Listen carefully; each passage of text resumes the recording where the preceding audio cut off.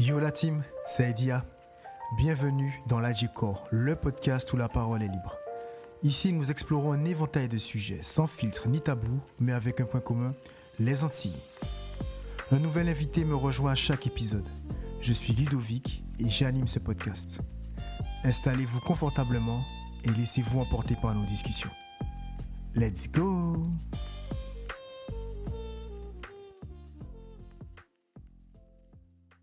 L'histoire des migrations antillaises vers la France métropolitaine remonte à l'après-guerre, marquée par la création du Bumidum en 1963, qui a facilité le départ de nombreux Antillais pour répondre aux besoins de main-d'œuvre en métropole.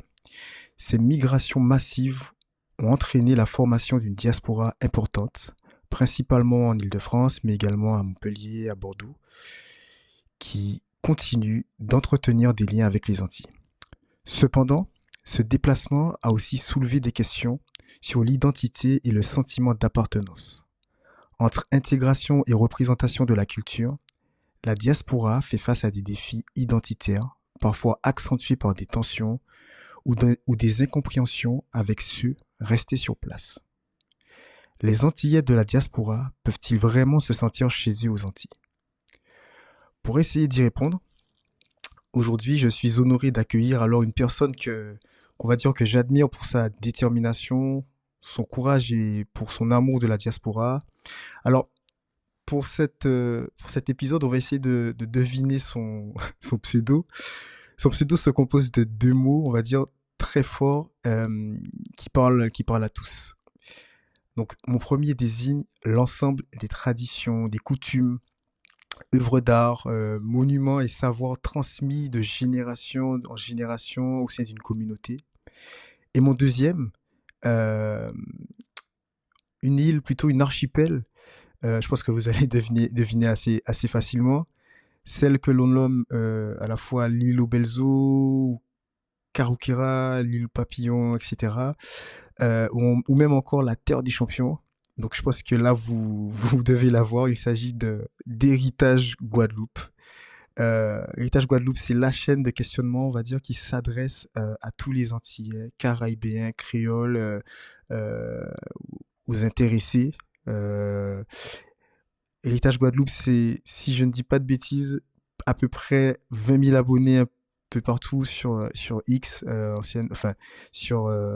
ouais, anciennement Twitter, plus de 25 000 abonnés sur TikTok.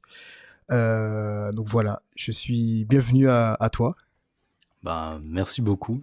Et pour les chiffres, c'est vrai que même moi, je sais pas exactement combien j'ai d'abonnés, donc je te fais confiance pour les statistiques. Et merci pour cette intro qui fait vraiment plaisir. Merci à toi d'être là. Je pense que le nombre d'abonnés continuera d'augmenter très prochainement, mais en tout cas, c'est une belle chose. J'espère que cette introduction a été juste. En tout cas, Oui, sur. pas de souci, pas de Ouais, souci. Et merci déjà pour l'invitation aussi. il n'y a pas de souci. Euh, alors, juste environ 2 à 3 générations se sont écoulées entre la création du Bimidum, donc en 1963, et aujourd'hui. Donc, comme tu le sais, la diaspora antillaise en France hexagonale ne fait que croître. Généralement, qu'un Antillais finit ses études, il part aussi, obtient son bac, pardon, il part souvent faire ses études supérieures en France hexagonale, souvent en Île-de-France, mais également à Bordeaux, à Montpellier, comme je l'ai dit en introduction également. J'ai demandé à quelques Martiniquais, du coup, vivant en Martinique, si pour eux, les Antillais de la diaspora pouvaient vraiment se sentir chez eux aux Antilles. Très bonne question. Donc, écoutons leurs réponses et Mhm. tu me diras juste après ce que tu en penses. Ok, c'est parti. Alors pour moi, oui, ils peuvent se sentir chez eux aux Antilles. Cependant, comme beaucoup, donc on aura bien sûr une partie, c'est relatif, qui voudra peut-être dans l'avenir s'installer, mais il y a ceux qui ouvertement disent, comme ils ont été élevés en France ou autre part en fait, que non, ils ne sont pas encore prêts en fait à vivre sur une île. On est plus petit, il y a des infrastructures que nous n'avons pas. Donc oui, ils peuvent se sentir comme chez eux, au point où ils voudraient y vivre, pas du tout. Pas du tout. tout dépend de comment ils ont été élevés. C'est vrai que c'est une question qui est assez complexe puisque nous, on va faire la différence avec ceux qu'on appelle en hexagone les Timals, entre guillemets, qui ont développé une culture un peu à part, on va dire, et qui n'ont pas l'ancrage, on va dire, de la coutume ici. Ils approfondissent beaucoup de stéréotypes que les métropolitains ont vis-à-vis de nous. Donc, est-ce qu'ils sont vraiment ancrés dans la société en Martinique à leur retour? Je suis pas certain. Tout dépend de leur éducation et de ce qui a été, de comment ils ont été élevés, comment ils ont grandi, etc. Mais il n'y a pas de rejet vis-à-vis d'eux. Mais c'est vrai que je suis un peu dubitatif sur le fait qu'ils soient des Antillais à part entière, en tout cas sur nos îles respectives. Je pense que ça dépend du climat, comment il a grandi, est-ce que ses parents lui ont appris la culture antillaise ou est-ce que c'est quelqu'un qui veut juste se faire passer pour un Antillais mais qui ne connaît pas vraiment nos réalités, donc ça dépend. Donc voilà, tu as écouté trois extraits. Avant de te laisser réagir, je me dois de te citer le slogan de ce podcast, qui est très très très simple. Pas les bien, pas les vite, mais les ou capalé, pas oublier la Djico. Le nom du podcast. Donc vas-y, lâche-toi, dis ce que tu penses. Ouais, ok, pas de souci. Bah, c'était intéressant parce que je pense que ces trois séquences regroupent pas mal des avis qu'on peut avoir sur ce sujet-là.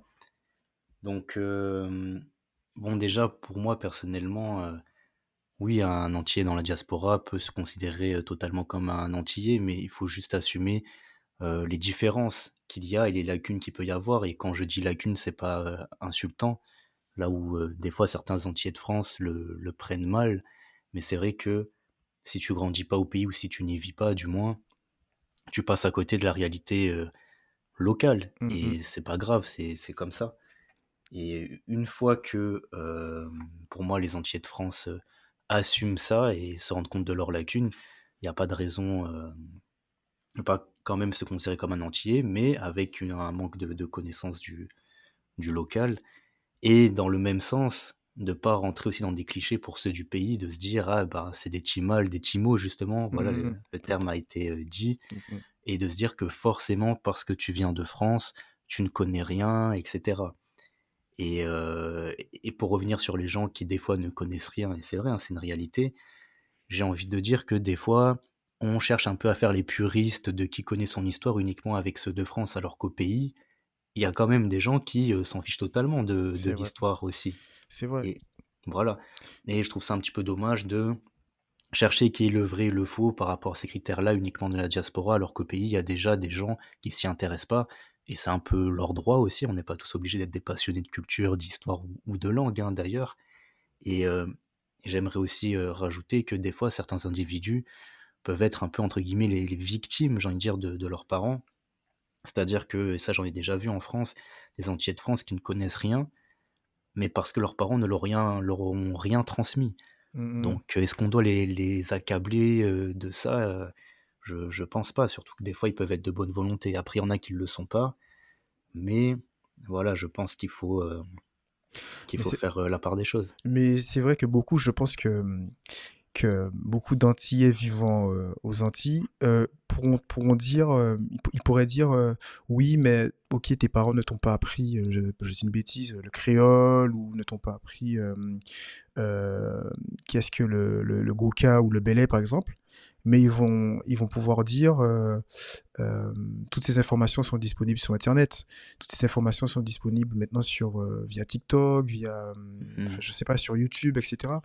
Et je pense que certains Antillais vivant sur place ont un peu je sais pas comment dire ça, mais ce reproche à la diaspora de ne pas s'y intéresser ou trouver des excuses, tu vois ce que je veux dire, entre guillemets, parce que du coup, tout Mhm. est maintenant accessible de nos jours.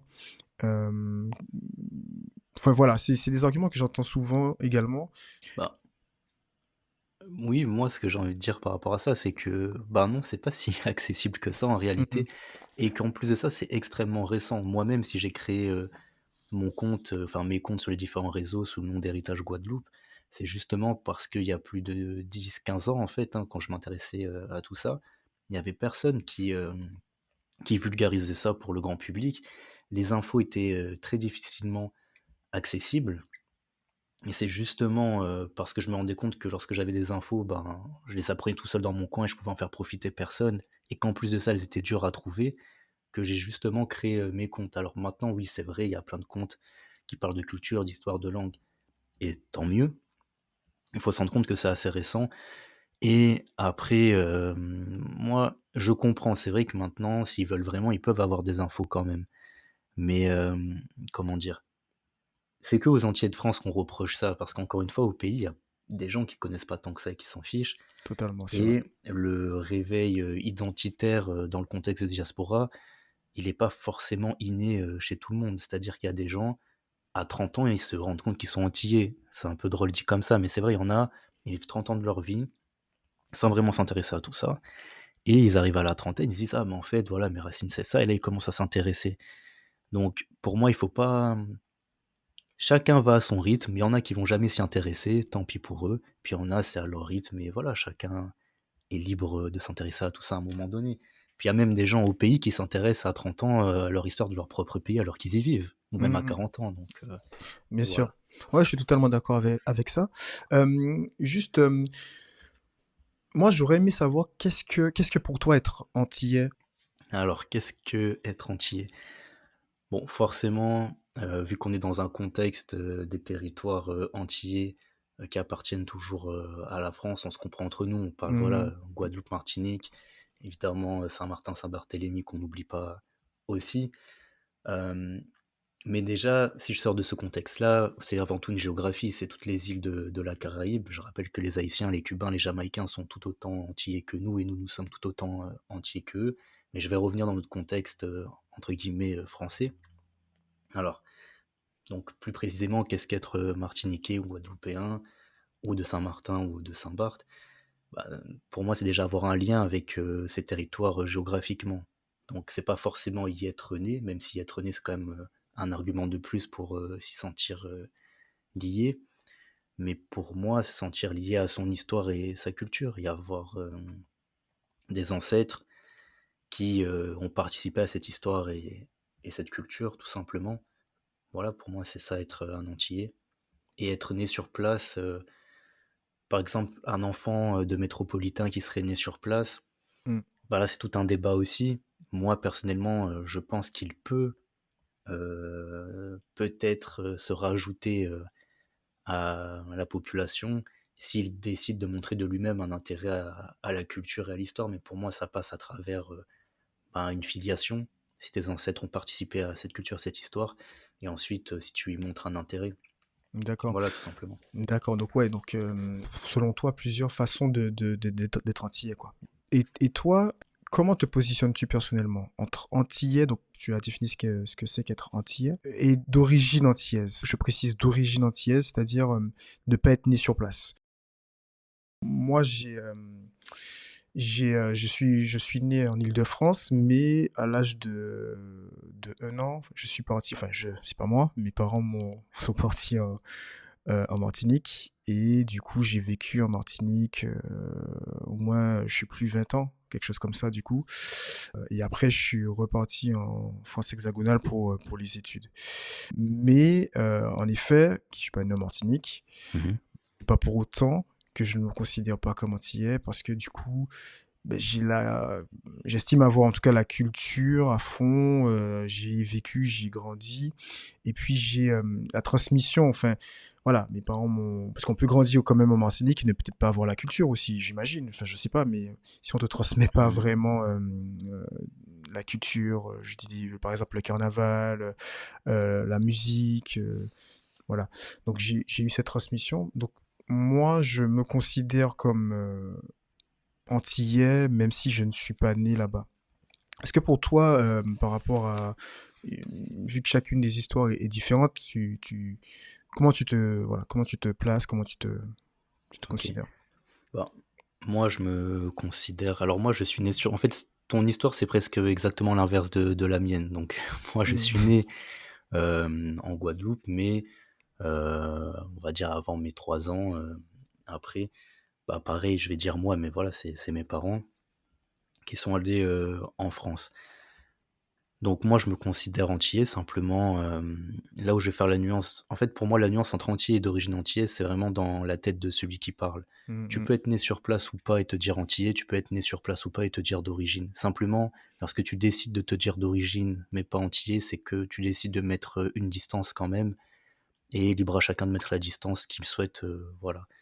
Donc moi, je me considère, antillais. Le fait d'être né sur place aussi, ça me rajoute peut-être un lien, qui fait que dans ma tête, je me suis jamais trop posé la question. Mhm.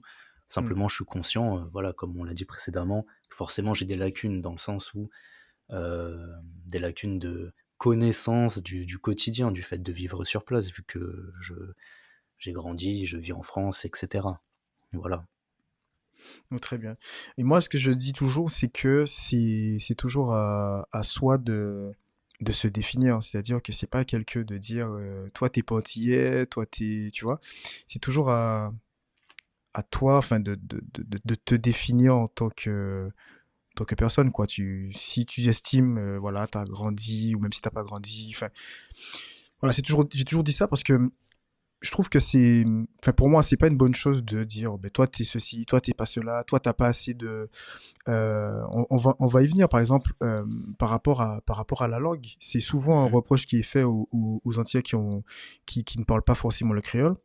mhm, Et c'est un reproche qui est souvent fait, bah, tu parles pas bien le créole, donc c'est des choses qui vont, mhm. qui n'encouragent évidemment pas. Penses-tu que les Antillais vivant sur place sont un peu trop sévères avec ceux qui essaient de parler le créole et penses-tu que ça a créé on va dire une barrière pour la diaspora? Euh, ben, je trouve que globalement, oui, mais bizarrement, des fois, j'ai des contre-exemples quand je vois sur les réseaux, des gens qui essayent de parler et qui parlent mal. Mhm. Il y a quelques contre-exemples où je vois que tout le monde est bienveillant dans les commentaires et j'arrive pas encore à saisir, qu'est-ce qui fait qu'ils sont bienveillants des fois avec certains et d'autres, pas du tout. J'ai pas encore saisi, Oui, le oui. truc qui fait ça, mais globalement et puis, bon, je fais un peu de promotion, moi qui ai donné et participé au fait de donner des cours du coup de créole à, ouais, des centaines de personnes depuis, je sais pas, plusieurs mois, plusieurs années maintenant, je fais pas trop attention aux chiffres, mais, voilà, sur un serveur Discord, et il y a beaucoup de témoignages qui vont dans ce sens-là. Voilà, quand j'essaye de parler, on se moque de mon accent. Quand j'essaye de parler, on me dit que c'est pas la peine si c'est pour parler comme ça, et cetera. Donc il y a quand même beaucoup de témoignages qui vont dans ce sens-là. Mais aussi, les gens sont pas forcément aussi braqués par rapport au fait qu'on se moque de leur accent ou de leur vocabulaire. Mais aussi tout simplement, il y a une barrière qui est faite lorsque petit, dans certaines familles, moi personnellement ce n'était pas du tout mon cas, mais dans certaines familles, on pouvait entendre que c'était mal vu de parler aux parents, Mm. par exemple la langue. Sauf que quand tu es au pays, si on te dit tu parles pas à tes grands-parents ou à tes parents la langue, quand tu es dehors, tu l'entends ou tu peux même la parler. Mais si tu es en France, si tu la parles pas à tes parents, ben tu la parles avec personne en fait. Ouais, totalement. Mm. Voilà. Et donc là, il faut aussi se dire que des fois, en tant que diaspora, les résultats que nous sommes, des fois en tant que personne en situation de diaspora, c'est des résultats qui sont des fois mal vécus. Des fois, les gens qui parlent pas la langue, ils le vivent mal. Les gens qui connaissent pas trop l'histoire ou la culture le vivent pas forcément bien. Il faut aussi le voir comme ça. Voilà. Oui, oui, totalement. Et en tout cas, moi qui ai participé parfois à à, à tes, alors comment on peut appeler ça, des réunions sur Discord, je sais pas si on peut appeler ça comme ça. Mhm. J'ai pu voir de mes propositions, enfin j'ai pu l'entendre du coup plutôt, qui avait en fait différentes situations. Et tu vois, moi par exemple qui parle le créole, alors quotidiennement peut-être pas, mais qui parle le créole quand même, c'est vrai que c'est encore un autre débat, mais l'écrire, c'était pas quelque chose que j'avais l'habitude de faire, tu vois. Et donc, du Mhm. coup, même, comme tu disais tout à l'heure, au début, tu peux vivre au pays et puis ne pas connaître ta culture. Tu peux vivre au pays et ne pas connaître très bien ta langue.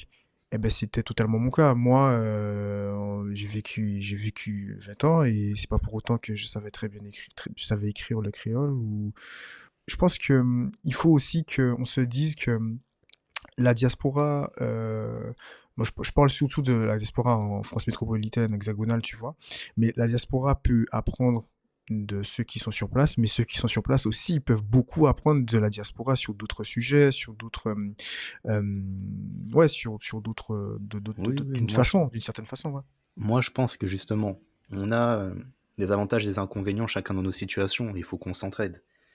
Moi, ce que je pense, c'est que justement, lorsque tu es dans la situation de diaspora, mais même pour quelqu'un qui est en France que depuis 1 an, qui est venu que pour ses études par exemple, on se rend encore plus compte d'à quel point on est similaires entre nous, entre Antillais, lorsqu'on est dans la diaspora. Alors sur Paris, il y a tellement d'Antillais, entre guillemets, que peut-être ça se voit un peu moins. Moi, j'ai grandi plutôt dans le sud de la France, donc moi, j'ai pas grandi avec la diaspora des Antillais. J'ai grandi, mon rapport aux Antilles, c'est pas les autres Antillais de France et ceux du pays. Moi, c'est que ceux du pays lorsque j'y étais. D'accord. Parce que je sais pas ce que ça fait de grandir avec d'autres Antillais en France. Les rares fois où j'ai rencontré même un Guyanais, par exemple, les Guyanais sont proches de nous, mais ils sont un peu plus éloignés, que ça soit géographiquement, culturellement. Bah, le simple fait de retrouver un Guyanais ou une Guyanaise dans un endroit où il y a 0 Caribéen, disons, bah, t'es quand même content. Et là, tu vois que les points, que les similitudes. Ou un Haïtien, je me souviens, j'avais trouvé un Haïtien une fois. Bah, là, on voit que les similitudes. Alors qu'au pays, bon, il y a des gens qui n'ont pas de problème, évidemment, entre Guadeloupéens et Martiniquais, il n'y a pas de souci. Mais tu vas peut-être avoir plus de facilité à voir les différences. Lorsque tu es en Guadeloupe, que tu vas en Martiniquais, tu vois facilement les différences. Et c'est pas grave, elles existent. Mais lorsque tu es en dehors, tu vas surtout mettre en avant les points communs. Et ça, je pense que c'est une qualité qu'on a dans la diaspora. Par contre, ce qui nous manque, c'est la réalité du terrain, qui peut. Ce manque-là varie d'une personne à une autre. On n'est pas tous les mêmes, mais il nous manque ça, qu'on le veuille ou non. Voilà. Et toi, quand tu vas en vacances en Guadeloupe ou si tu vas, je sais pas moi, en Martinique, etc. Est-ce que comment tu te sens déjà toi? Est-ce que tu te dis, ben, de retour, euh, de retour au Bercail, de retour à la maison? Et puis, comment les autres, les locaux te perçoivent aussi? Voilà, quelle image tu as de ça? Alors, pour l'instant, malheureusement, mais j'espère un jour, je suis jamais allé en Martinique, mais j'ai même pas encore fait toutes les îles de la Guadeloupe. Donc, une fois que ça sera fait, Ah bah ouais, j'espère que je pourrai aller en Martinique. il faut. Mais c'est dans les projets, c'est obligé que ça se fera. Moi qui ai un discours vraiment d'unité de fraternité entre Guadeloupe et Martinique, Mm. je peux pas me permettre de ne jamais aller en Martinique. Mais bref. Euh, alors pour le coup, je me sens, oui, vraiment chez moi, même si encore une fois, j'ai conscience de ce qui peut me manquer. Et je dirais que les gens me perçoivent dès que je commence à parler avec mon accent de France, et même des fois j'ai un début d'accent du Sud un petit peu, ça s'entend pas forcément, mais certains l'entendent. Forcément, on voit directement que je suis quelqu'un de France, ou du moins qui a grandi en France. Donc, on me perçoit comme un Antillais qui a grandi en France globalement. Tant que je parle pas, on me voit comme un Antillais. Voilà, mais dès que je commence à parler, on se dit que soit j'ai passé beaucoup de temps en France, soit que j'y suis né, quoi, tout simplement. D'accord, Et je me sens chez moi sans, sans pour autant nier certains trucs qui peuvent m'échapper. bien sûr. Moi, j'ai une petite anecdote. C'est une fois, je suis retourné en vacances en Martinique et ben, évidemment, quand tu restes bon là, ça fait presque 10 ans que je vis en Île-de-France et donc du coup, tes habitudes changent, ta façon de vivre, ouais, de vivre, de consommer, que ce soit la musique, je sais pas, dans tout, tu changes, vestimentairement parlant aussi, tu vas changer, c'est normal. Et quand je suis retourné une fois en Martinique, moi j'allais sur tu sais, un marché pour acheter des fruits, des légumes avant de repartir de vacances. Enfin, Mhm. donc je voulais faire un maximum d'achats et tout. Et je crois que je voulais acheter, je sais plus c'était quoi, c'était des légumes, je sais plus c'était quoi exactement. Et donc il y avait une dame et un monsieur, et la dame commençait à parler en créole avec le monsieur pour lui dire en gros, ouais, en gros, je sais plus ce qu'elle disait en gros, mais ouais, on va, mais lui les plus, en gros, je crois que c'était des concombres, un truc comme ça. En gros, mais lui les plus gros concombres devant, comme ça ce sera plus cher au kilo, tu vois. En gros, il va payer plus cher, un truc comme ça. Ah, elle pensait que t'allais pas comprendre. Je te jure, c'est pour ça que j'allais pas Ah, ok. comprendre. Et elle disait ça comme ça, et tu vois, en créole et tout. Et puis je la Hmm. regarde et puis je souris, tu vois, et puis je lui dis, Ça manque à comprendre. Ah, ok, ok. Elle a Et du réagi coup, comment? elle a juste rigolé et tout. Mais voilà, tu vois, c'est marrant. Après, bon, tu sais, bon, ça m'a pas choqué parce que, bon, je pense que tu vas dans n'importe quel pays au monde, ils vont voir. Bon, là, la différence, c'est que je suis pas étranger, tu vois. Mais quand tu vas dans un pays, je pense n'importe quel pays au monde, quasiment, quand tu as des touristes étrangers, bon, ils vont essayer voilà, de pas Oui. t'arnaquer, mais voilà, ils vont essayer de magouiller un petit peu, tu vois. Et donc, je me suis dit, bon, c'est ce qu'elle a voulu faire, tu vois. Mais tu vois, Hmm. c'est marrant. Et c'est là que je me suis dit, en fait, c'est la première fois, je pense, que je me suis dit, en fait, l'image de moi n'est pas celle que je pensais. Enfin, l'image que les gens, pardon, ont de moi n'est peut-être Hmm. celle que moi j'avais, je pensais qu'ils avaient de moi, tu vois. Moi, je suis toujours ben, le même, enfin, voilà. J'ai grandi aux Antilles, etc. Et là, je me suis dit, ah, en fait, le fait aussi de vivre longtemps ailleurs, que ce soit au Canada ou ailleurs, tu vois, ben, tes habitudes Mhm. changent, tu te rends même pas compte au final. Ah, t'as Ton... vécu au Canada? Non, non, non, c'est un exemple. Parce que tu Ah, sais, ok, il y a ok. beaucoup, il y a beaucoup qui vivent au Canada, tu vois, moi, j'ai Oui, de plus en de plus. plus en plus exactement. Et donc, du coup, je pense que tu te rends pas compte, mais même ton accent, il va. Ceux qui vivent au Canada, ils ont un accent un peu différent aussi, tu vois, un peu accent antillais mélangé avec. Souvent, c'est au Québec, donc québécois, tu vois. Mhm. Et ton style vestimentaire, tes habitudes. Et puis après, quand tu retournes au pays, ben, ça se voit, tu vois. Et ça peut être positif, peut-être, notamment, j'imagine, sur le marché de l'emploi, peut-être, parce que tu as sans doute, quand tu retournes, plus d'expérience, etc. Mhm. Mais des fois, ça peut être, je pense, péjoratif, négatif, tu vois, dans certaines situations, tu vois. Mhm. Mais voilà, la petite anecdote, elle m'est venue en tête. Ouais, non, mais pas de souci. Bah, moi, quand j'entends ça, moi, je pense, bah, là, encore une fois, ça fait l'inverse. Comme on Ouais. disait tout à l'heure, le parcours inversé. C'est que moi, quand je suis en Guadeloupe, que les gens spontanément me parlent en créole et qu'ils voient que je les regarde les sourcils froncés, non pas que je comprends pas, mais justement, je me concentre parce que je me dis que ma guadeloupéanité est en jeu si je comprends pas. Donc, je regarde les sourcils froncés pour bien me concentrer, pour bien comprendre. Et après, je réponds en français avec mon français de France, Ouais, quoi. ouais, Et ouais. là, tout de suite, ils se disent, ah, du coup, c'est un gars de France, quoi. Donc, ça, c'est le truc inversé. Ouais, ouais, je vois ce que tu veux dire. Euh, Est-ce que tu as déjà vécu Alors, ouais, c'est pas ce que tu viens de dire, mais là, dans ton exemple, c'était pas forcément péjoratif, ce que la personne a dit. Elle t'a dit que tu es un Français t'es un entier de France. Donc, est-ce Oui. que tu le sens, enfin, est-ce que tu as déjà vécu de vrais malentendus ou de discrimination, tu vois, entre des Antillais vivant sur place ou fraîchement arrivés en Hexagone et toi, quoi, genre, est-ce que tu as Hmm. déjà eu vraiment ou des conflits ou des trucs, ça t'est déjà arrivé ou pas? Non, conflit, c'est beaucoup trop fort. Hmm. Je dirais que globalement, non. Globalement, non. J'aurais juste, voilà, c'est vraiment très rare. Juste une ou deux fois, plus ou moins. C'est vraiment pas du conflit, c'est juste une personne qui commence à m'expliquer quelque chose en partant du principe que je connaissais forcément pas en tant que personne de France, qui m'avait bien fait comprendre que j'étais vraiment une personne de France et que quand elle disait mon pays, elle m'incluait pas dedans. Et après, elle Hmm. commençait à m'expliquer des trucs que je savais déjà, en fait, un peu sur l'histoire et d'une manière un peu méprisante. Voilà. Mais ça m'est arrivé qu'une seule fois, comparé aux centaines de personnes avec qui je peux interagir depuis, depuis toujours. Voilà, c'est pas.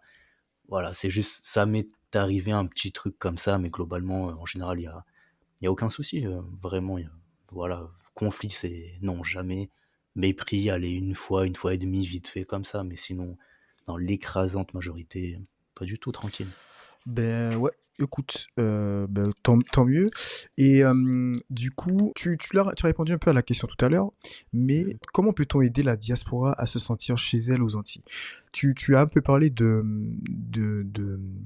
ton réseau sur Discord, par exemple. Ça peut, moi je Mhm. pense que ça peut être un élément de réponse pour aider la diaspora, en fait, les gens de la diaspora à se sentir comme chez eux, c'est peut-être être déjà connecté, parce que tout le monde n'est pas connecté hein, Mhm. avec le pays directement, et se connecter aussi avec d'autres personnes peut-être dans la même situation ou qui n'ont pas forcément eu la chance d'avoir des parents qui leur ont appris la culture, tu vois, transmis cette Mhm. culture. Est-ce que tu as d'autres éléments de réponse pour aider la diaspora à se sentir chez elle, à se sentir fière C'est de plus en plus le cas, hein, j'ai l'impression d'ailleurs, mais est-ce que tu as des Euh, pistes ouais, là, ça lance deux sujets quand même.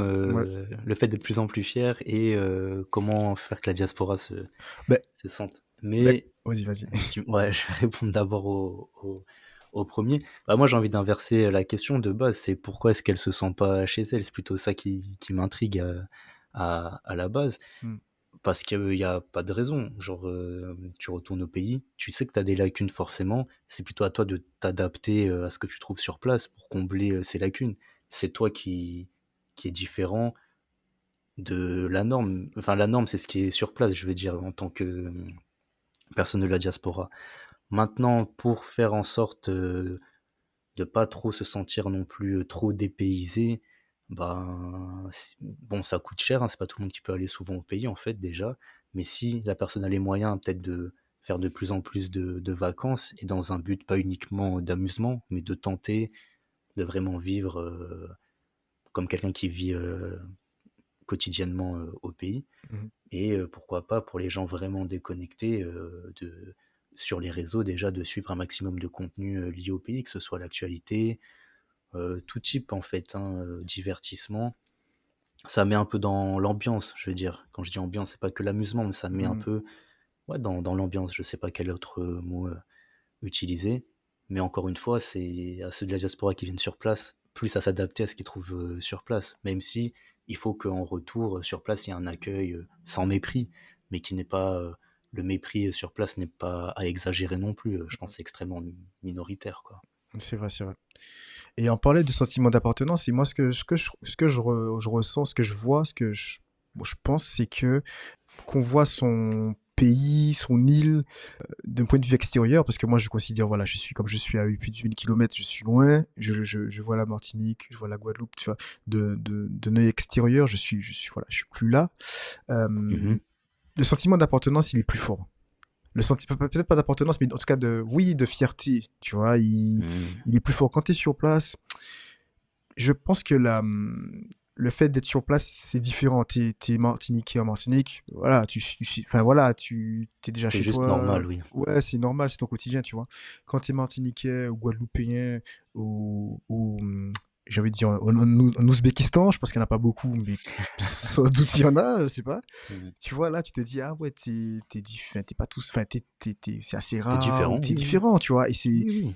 Et je trouve que et puis surtout que maintenant, alors je vais prendre plein d'exemples, mais les Antillais qui vivent ici, en France hexagonale, qu'ils soient nés, pas nés, enfin qu'ils soient venus pour les études, etc., ils ont aussi cette fierté de faire briller, ils ont envie de faire briller aussi leurs îles respectives, tu vois, ou même, ouais, ils ont envie de faire briller même les Guyanais, leur territoire, notamment lorsqu'on voit des sportifs d'origine antillaise, guyanaise, qui brillent aux Jeux Olympiques ou autres, la musique qui fait, les musiques tendances actuellement, là, c'est aussi entre le bouillon et le, Chata.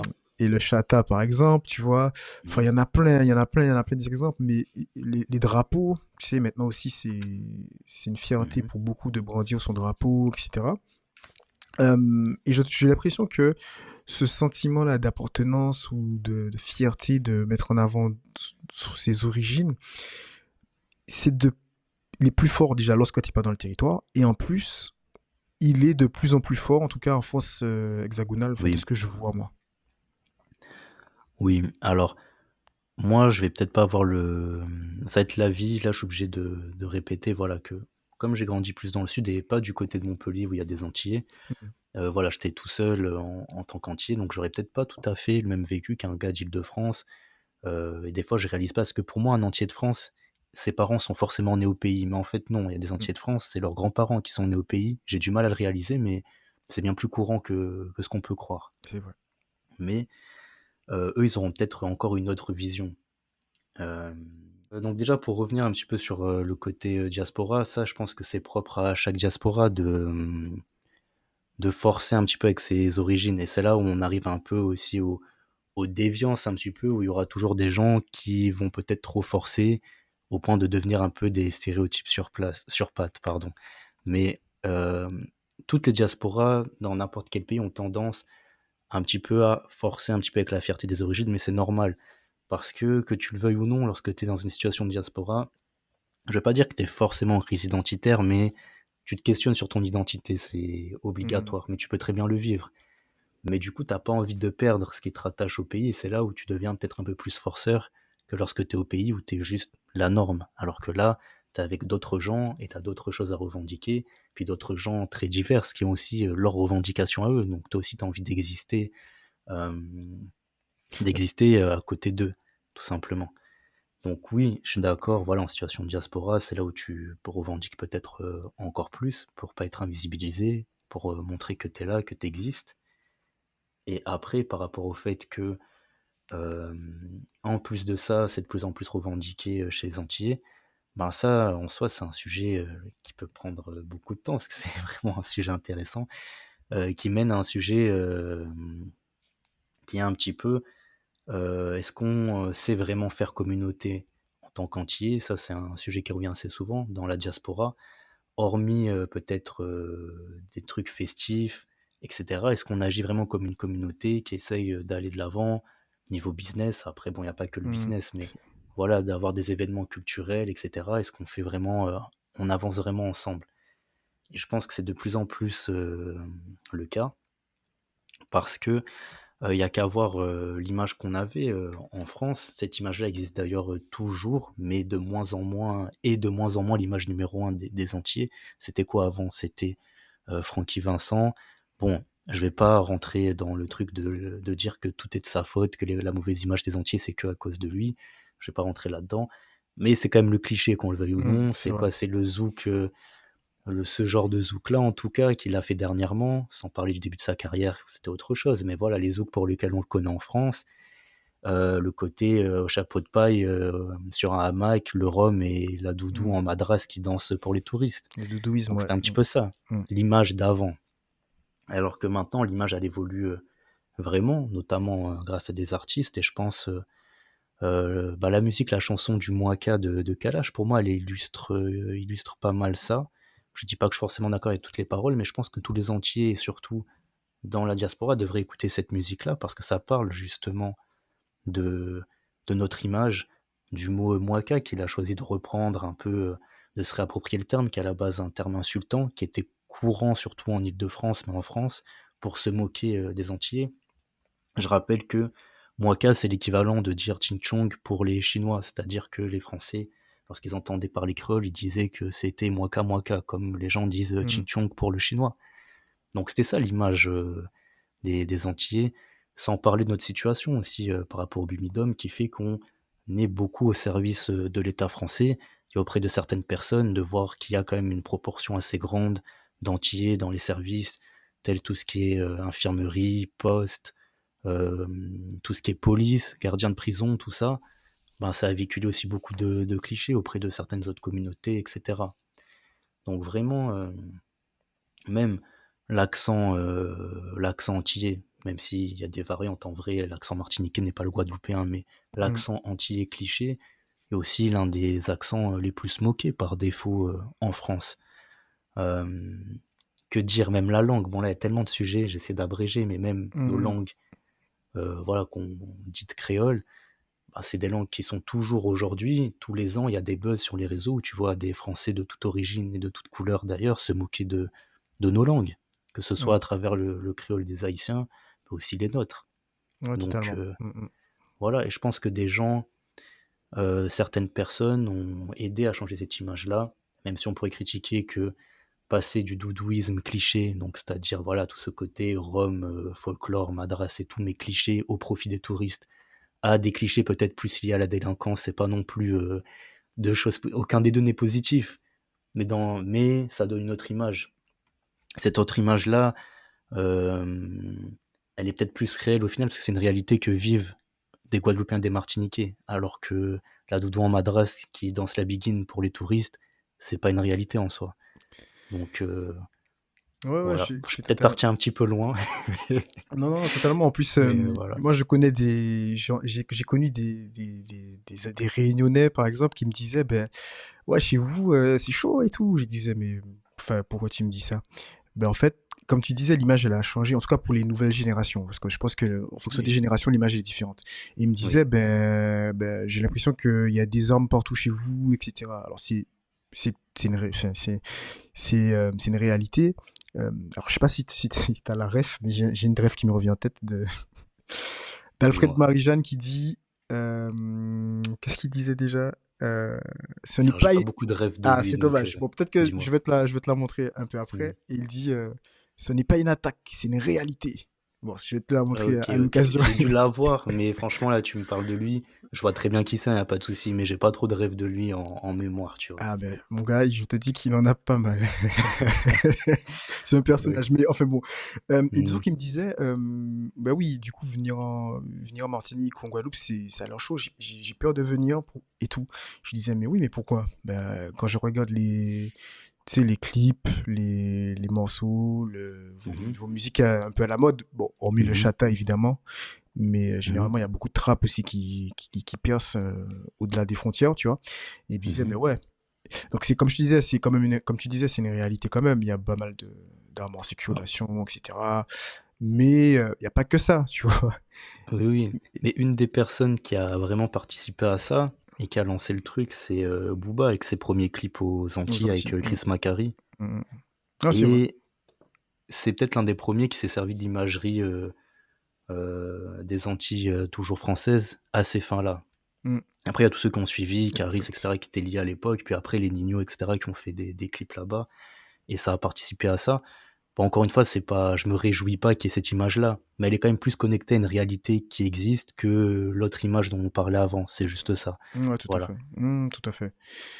Du coup, on a parlé un peu de la langue créole. Je pense que tu auras peut-être le même avis que moi. C'est important de pouvoir faire vivre cette langue, la Bien transmettre sûr. aussi. Mhm. Euh, comment la transmettre je dis ça, je parle notamment pour les parents ou les jeunes, les futurs parents, tu sais, pour transmettre Mhm. cette langue à leurs enfants. Au-delà de, évidemment, parler la langue, si tu parles la langue, évidemment, c'est plus facile, ça se transmet, j'ai envie de dire, de façon naturelle, tu vois. Tout à fait. Mais c'est pas forcément le cas de tout le monde, tous les parents ne parlent pas créole. Et puis il y a aussi, je pense que ça existe toujours, les parents qui ne souhaitent pas parler la langue, mais des parents qui ne souhaitent pas que leur enfant leur réponde en créole.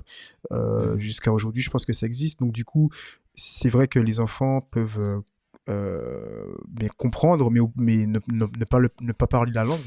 Parce que moi, quand j'étais petit, je me rappelle très bien, moi, je parlais alors, mes parents ne me l'ont pas interdit forcément, hein, j'ai pas de souvenir où ils me disaient, tu parles pas créole. Sauf que c'était dans, je sais pas, soit dans la culture, soit, faut pas répondre en créole. Tout le monde savait qu'il fallait pas répondre au créole aux parents ou aux grands-parents. Et donc, du coup, moi, ce que je faisais, c'est que je parlais créole à l'école. Je parlais créole à l'école, au Mhm. primaire, en maternelle, etc. Et c'était ma façon de m'exprimer, de pouvoir développer la langue, tu vois. J'entendais à la maison et je parlais à l'école. Mais c'est pas forcément possible partout. Donc là, par exemple, en Île-de-France, par exemple, ou au Canada, ou tu vois, partout, c'est pas possible. Est-ce que tu as des idées de comment développer cette langue? Alors, bah déjà, pour tous les gens qui parlent et qui veulent bien le parler à leurs enfants, ben déjà de parler directement, tout simplement, pour pas perdre, etc. Moi, par exemple, je vais prendre mon exemple. Je parle pas si bien que ça et j'ai un accent français lorsque je parle. Bah, en vrai, si mon niveau n'augmente pas d'ici le temps où j'ai des enfants, j'en parlerai quand même parce que c'est toujours mieux que rien. Je préfère transmettre la langue avec un accent et peut-être du vocabulaire un peu plus francisé que rien transmettre. Voilà. Et je sais que euh, je donnerai du contenu dans la langue, que ce soit les musiques, que ce soit voilà, sur Internet, etc., même des livres, vu qu'il y en a un petit peu, etc. J'essaierai de tourner l'éducation pour créer un intérêt pour ça, tout simplement. Donc, pour moi, ça peut être un travail tout simplement des parents. Les parents qui parlent pas, ben, je pense qu'il faut s'intéresser au côté soit association, soit au côté réseaux sociaux, pourquoi pas me contacter moi. Bon, là, je fais un petit peu ma pub. Bien sûr, c'est Là, il y l'occasion. a... Vas-y, parle de tout ce que tu fais un peu. Ce serait- Ah bah vas-y, c'est parti. Non, en vrai, pour faire court, surtout que les cours, entre guillemets, sur le Discord, en ce moment, il n'y en a pas trop. Mais à tout moment, ça peut revenir. Je précise encore une fois que je ne suis pas professeur. Moi, ce que je fais, c'est le lien entre ceux qui veulent apprendre, euh, en apprendre plus, et ceux qui veulent apprendre aux autres. Je fais le Hmm. lien entre tout ça. Et aussi, je peux me permettre d'apprendre à tous ceux qui ont un niveau en dessous du mien, c'est-à-dire tous les débutants.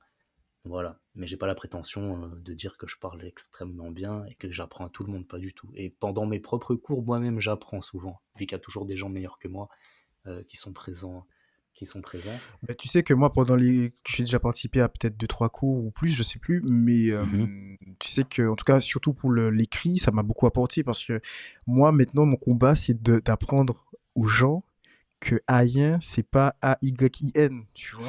Et oui, sinon ça fait Ayin. Ouais, ouais, Voilà, effectivement. et tu sais, c'est quelque chose que mais personne. Tu sais, j'ai retrouvé des tweets que j'avais fait il y a peut-être 5 6 ans, mais c'était, Mhm. quand j'écrivais en créole, c'était n'importe quoi parce qu'on a, enfin, alors, je sais pas quel moment j'ai eu ce déclic, quel moment me suis intéressé à la culture, où je suis tombé sur ta page, où je suis, enfin, Mhm. voilà, c'est un assemblage de plusieurs choses. Mais, enfin, il y a un moment, enfin, et je vois beaucoup de gens aussi écrire comme ça. Et le problème, c'est que c'est pas parce que moi maintenant je sais écrire, alors je sais pas écrire parfaitement, mais c'est pas parce que maintenant je sais écrire certains mots, certaines phrases, je sais mieux écrire le créole, que je dois pour autant euh, gronder ou tu vois mépriser quelqu'un qui ne sait pas écrire parce que peut-être Oui. que cette personne n'est pas encore au même stade que moi, peut-être que bon ça l'intéresse pas, il y a beaucoup de gens comme ça, hein, ils s'en fichent, ou alors que c'est juste la personne elle le sait pas et il faut être pédagogue, lui dire ben voilà en fait ça s'écrit pas comme ça s'écrit plutôt comme ça, tu vois. Mhm. Faut preuve de bienveillance parce que je sais que ça peut braquer beaucoup de Oui, je personnes. trouve que des fois les gens sont un peu trop sensibles d'ailleurs sur ça. Enfin, ça dépend comment on les aborde. Si on dit Mm. ouais, t'es idiot, tu sais pas écrire, alors que bah, on l'apprend pas à l'école. Enfin, il y a des options créoles évidemment qui existent, mais C'est c'est pas tout le monde récent. qui prend. Mm, Voilà, c'est extrêmement récent et c'est pas tout le monde qui les prend. Mais moi, une fois, j'avais repris un clip de Meryl où les sous-titres ils étaient en créole avec une écriture où il y avait pas mal de fautes, mm. mais c'est pas pour dire que l'artiste est nul ou que les gens qui sont avec elle sont nuls. C'était juste comme elle a de la visibilité et que toutes les occasions sont bonnes pour diffuser un peu de connaissances, je me suis dit en reprenant son truc, il y aura plus de visibilité. Et la plupart des gens ont bien pris, mais à quelques-uns, ils ont cru que c'était un clash limite que je faisais contre elle, alors que pas du tout, tu vois. Et je pense qu'elle a bien d'autres choses à faire que s'intéresser à moi ou etc. Non, bien sûr, et je suis totalement d'accord avec toi. Moi, j'ai déjà vu. Alors, c'est des artistes que alors, je précise que j'adore. Donc, Mhm. tous les artistes comme Meryl, Titoff, ou il y en a beaucoup qui mettent de plus en plus de sous-titres, tu vois, sous les morceaux. Ouais, Je trouve ça trop bien d'ailleurs. Et parce que tu sais, à une époque, c'était mettre toujours traduire en français ou alors des fois ils oui. mettent en anglais pour toucher un peu plus les anglophones, mais mettre en créole aussi, je trouve que des fois c'est pas mal. Mais Mhm. lorsque c'est bien écrit, je pense que c'est mieux. Et après, bon, j'imagine que ce sont pas les artistes eux-mêmes à ce niveau qui vont l'écrire, mais Voilà. le fait de faire ce genre de vidéo, par exemple, comme tu fais, enfin de correction, s'ils les voient, ils vont se dire, ah bon, peut-être qu'il faut qu'on travaille dessus, pas prendre ça à la légère, ou... Oui, voilà, moi, c'est dans la bienveillance, Mm, dans l'échange, on est là pour tous évoluer ensemble, il n'y a pas de souci. Et juste pour corriger un peu ce que j'avais dit avant, voilà, à l'oral, j'ai mes lacunes, mais par contre, c'est vrai qu'à l'écrit, pour tous ceux, même ceux qui sont totalement bilingues mais qui savent pas écrire, c'est avec plaisir. Je pense que en 30 minutes, tu peux apprendre à écrire à 90% sans faute la langue. Et que ce soit Guadeloupe, Martinique, Guyane, Haïti, j'écris très bien et je connais les petites variantes qu'il y a entre chacun. Donc tous les intéressés, il n'y a pas de souci. très bien. Ben écoute, je te remercie en tout cas pour tes réponses. Je pense que Mhm. ça nous a bien éclairé sur pas mal enfin, sur le sujet. Est-ce que tu as un petit, j'ai envie de dire, un petit mot à dire à tous les Antillais, ou pas d'ailleurs, qui nous écoutent? J'aimerais juste faire donner une petite teinte un peu plus politisée sur tout ce qu'on a dit, si je peux me Bien permettre. sûr. Ok. Depuis tout à l'heure, on parle voilà, d'identité, de transmission de connaissances, que ce soit culturelles, linguistiques, etc. On se rend compte que dans notre situation, ça se joue surtout dans l'environnement où on grandit et les parents ou notre entourage. Mais il faut se rendre compte aussi que si on discute de tout ça, c'est aussi dû à notre statut politique, c'est-à-dire qu'on n'a pas nos propres écoles avec notre propre éducation. C'est-à-dire que tous les peuples du monde apprennent par deux canaux principaux dans dans la jeunesse d'une personne. C'est tes pairs, donc ton environnement direct, qu'il soit familial ou les proches de ta famille, et l'école qui t'apprend en même temps qu'eux ta propre langue, ta propre histoire et ta propre culture, d'une certaine manière, mais c'est le cas. Nous, le truc c'est qu'à l'école, c'est pas ce qu'on apprend. Ce qui est une situation assez exceptionnelle d'un point de vue mondial. Et voilà, faut pas oublier ça et se dire que par des changements peut-être de statut politique, bon, l'indépendance évidemment, parce que là, on devrait tout faire par nous-mêmes, et encore, mais bref, théoriquement, on devrait tout faire par nous-mêmes, mais aussi par plus d'autonomie, par exemple, on pourrait être peut-être plus libre, pouvoir avoir nos propres éducations, etc. Et je parle pas d'avoir une option créole qui existe déjà, qui est très récente et qui est pas prise par tout le monde. Parce que c'est bizarre qu'un peuple ait sa propre langue en option chez elle. Ça n'existe pratiquement nulle part dans le monde. C'est d'avoir un maximum de cours dans notre propre langue, puisque c'est notre langue. Que ce soit le sport, peu importe. Voilà, dans nos langues. Et sans même spécialement parler d'autonomie, en fait, il faut se rendre compte que même au sein de la France, c'est très rare parce que même en Corse, il y a des écoles entièrement en Corse. En Bretagne, il y a des écoles entièrement en breton. C'est pas qu'il y a une option breton, je répète, c'est que tous les cours sont en breton. Alors que c'est des populations qui ont extrêmement plus perdu leur culture, leur langue que nous. Et même pour des populations extrêmement minoritaires, par exemple dans le sud-ouest de la France, vous avez l'occitan. Il y a des écoles entièrement en occitan, même si elles sont très peu nombreuses et qu'il n'y a presque personne comparé au nombre de gens qui y vont. Comparé à la population totale, il n'y a presque personne qui y va. Mais tu peux inscrire ton enfant dans des écoles où il y a tout ça.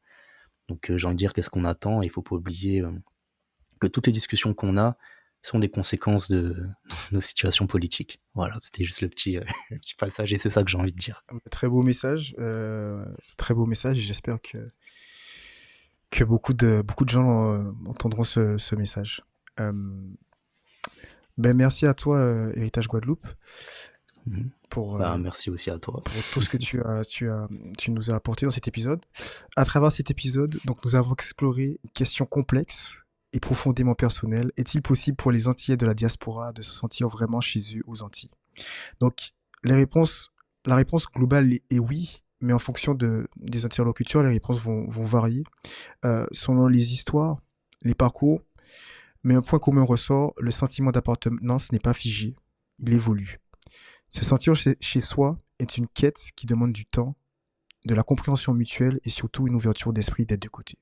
Les Antillais de la diaspora apportent avec eux des expériences riches et diverses, mais trouver un ancrage aux Antilles peut parfois être un chemin semé de doutes. Ce qui est certain, c'est que l'amour pour nos îles, la fierté de nos racines, de la langue et la volonté de bâtir des ponts entre ceux qui sont partis et ceux qui sont restés peuvent petit à petit renforcer ce sentiment de retour à la maison.